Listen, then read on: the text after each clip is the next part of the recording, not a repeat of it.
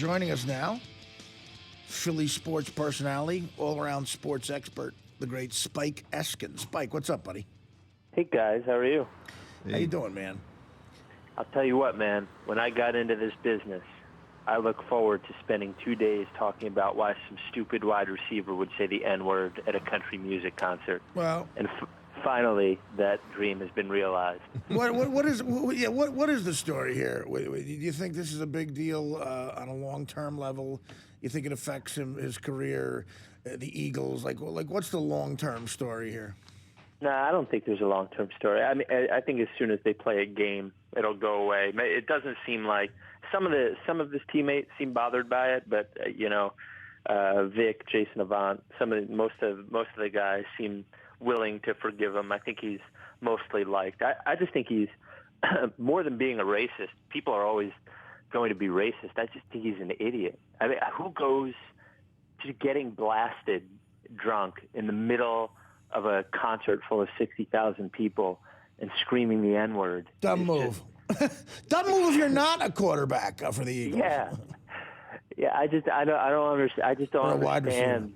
You know, I don't know. It just questionable decision making. More than anything else. What are the Eagles going to look like this year? It's hard to say, man. I mean, they're going to look different.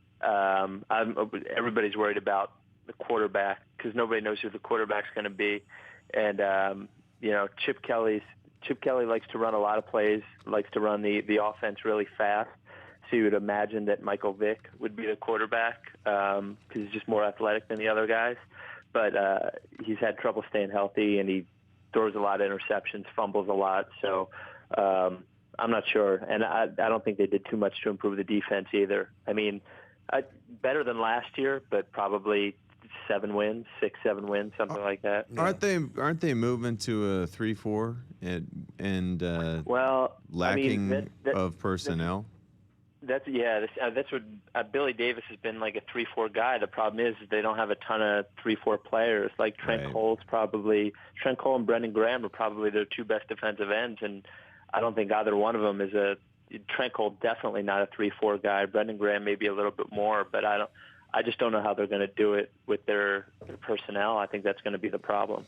Yeah, that's going to be interesting. I mean, it'll take a couple of years to get the kind of guys in there they need to run it successfully. I think in the meantime, if they do a little hybridism and kind of try to make it confusing for people, that's probably their best bet. Spike, what do you think a Philadelphia Eagles fan takes away from the Andy Reid era? I mean, obviously he should have had at least 1 ring, and that would have. If he had 1 ring, is that okay, or is he a guy who is really disappointing? Should have been a 2-3 ring guy. Should there have been some sort of dynasty there with McNabb and him?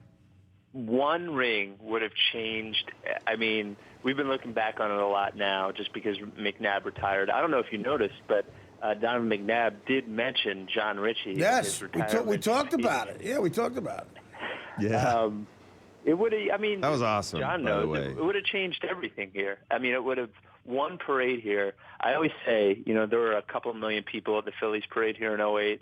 If the Eagles won the Super Bowl, I would leave town because that's how massive and scary the parade would be. Just more incentive for them to win. Yeah, it would be insane. No, I agree with you. I think in certain, the Patriots and Celtics can win all they want. If the Red Sox ever won a game if they ever clinched the World Series at Fenway, or if the Cubs ever clinched it at Wrigley, that's the celebration. You're right. You might even be afraid of. Yeah, it would melt the city down. Like I don't know if the infrastructure could handle an Eagles Super Bowl win. Yeah. I think most people. I think in 15 years they'll look back at the Andy Reid era and realize that it was a good decade, plus of football. But right now, everybody was happy to see it end. It lasted 3 years too long, and I think it left a bad taste in everybody's mouth toward the end there, especially as badly as it ended. No, it did. It ended tragic. Absolutely, with the death of his son and. Got kind of. Well, in a 4-win season, it doesn't get much. The saved the worst for last.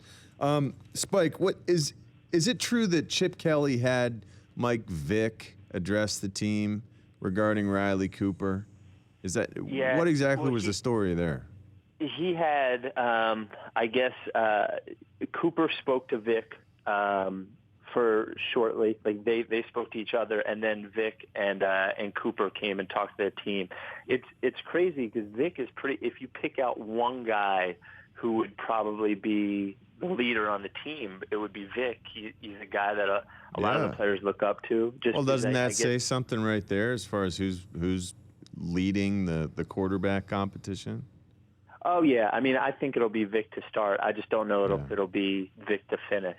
You know, I think that the thing that Nick Foles has to overcome if he wants to start is that, like, to get that locker room when you're competing against a guy who a lot of those players grew up idolizing or playing with in a video game. Like, he's not just Mike Vick, a person or a player. He's like an icon. He's a legend. And I think the players look up to him. He's really, for a guy that was really irresponsible, young, earlier in his career, he's really become he's just a well thought out, pretty responsible leader type guy now. And I think, thoughtful almost.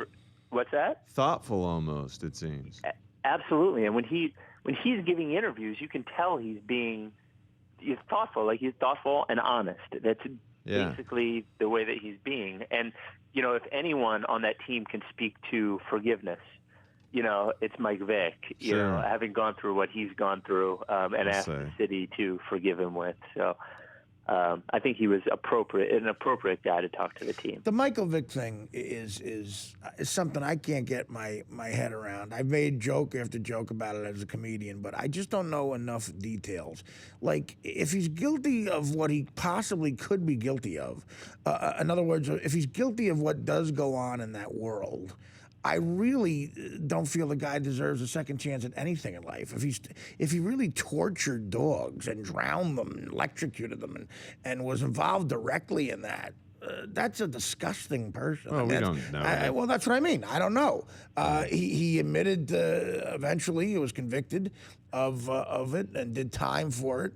There's one thing gambling on it and maybe running it, but it's another whole level. If he's a guy who tortured another living thing like that, I mean, I have a different view. I have a different view on that because I played with guys and I'm really close with guys who knew about dogfighting, who actually took part in dogfighting rings when they were growing up, and they didn't know any different. That's just how it was. That's where they lived. I'm not talking about being on the outskirts of it. I'm talking about what you really could be capable of if you're involved in that world. Yeah, and we don't know the explicit details. Spike, sure. I think it's great that they've given him another chance. What do you know to be the details with that? What do you think he's guilty of? Well, he was pretty. I don't know what he did with his hands. I mean, what they finally convicted him on was not. It was a financial thing that they convicted him on, or I'd have to look up the charge, but he was responsible for it. He ran a lot of that stuff. But to John's point, and it sounds crazy to say out loud, but I knew guys in high school that it was, when they grew up, it was part of what people did. And I know it sounds crazy out loud to say that, it's just part of a culture that if you don't grow up in it, obviously seems crazy, but people in other countries eat animals that we don't eat here, it's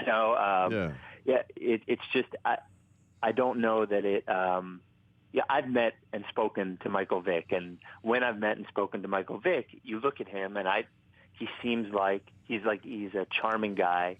He's seems like an honest guy. He's a well-spoken, soft-spoken guy.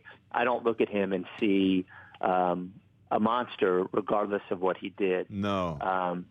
And he's also so extremely guarded now. Having just, I've only met him after the dogfighting thing came out, and the first thing that I thought was just how I don't want to say suspicious. I feel like he was so subdued and quiet and introspective and worried about what everyone thought of him from the moment I met him. Now, maybe I was projecting that on him, but he really did seem like he was hurt and upset and saddened by the whole thing and felt like, he wished he could have made it all go away, but always will be upset by the way people perceive him. All right, we got a good point. So we got to go, Spike, real quick, last 45 seconds. As a guy in the sports world, what do you want to see happen with A-Rod? Lifetime? Well, what do you want? I don't hate A-Rod as much as you do. There's no way he'll get banned lifetime, I don't think. I think if they get rid of him for 100 games, I believe, if I were to put money on it, that he will play a Major League Baseball game again. So I'd say 100 games. Okay. All right. And you think that's justified? Yeah, well, I mean, who knows what people have done. He's not the only guy that cheated. Right. Okay. He's sort of a douche about it, but I don't think he did, that's about it. That's the only crime. WIP's own Spike Eskin. Spike, thanks so much, buddy. Thanks. Tell your dad I said hi, Spike. Yeah, best of you, old man. Will do. All right, buddy. Spike Eskin. We'll be back with the band, Elwood, the Artie Lange Show.